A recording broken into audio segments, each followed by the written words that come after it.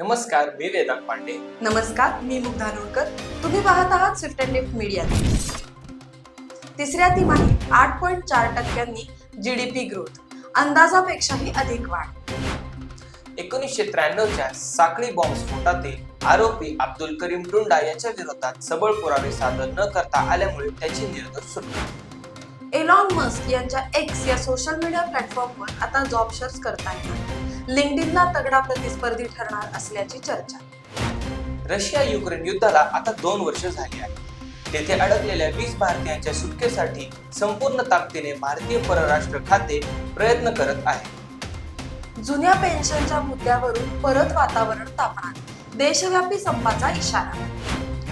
Israel Hamas युद्ध. इस्रायलने आतापर्यंत 25,000 स्त्रिया आणि मुलांची हत्या केली असल्याचे अमेरिकेने सांगितले आहे. मोदी सरकारने सेमीकंडक्टर चिपच्या 1.26 लाख कोटींच्या 3 प्रकल्पांना मंजुरी दिली आहे. त्यातले 2 प्रकल्प गुजरातमध्ये तर 1 आसाममध्ये.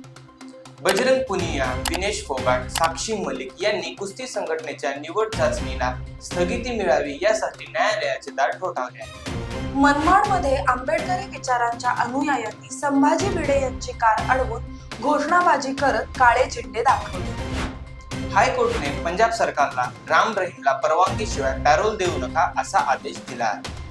तुम्हालाही असेच व्हिडिओ आवडत असतील तर सबस्क्राईब करा स्विफ्ट अँड लिफ्ट मीडियाला, लाईक करा या व्हिडिओला आणि शेअर करा इतरांसोबत. थँक्यू.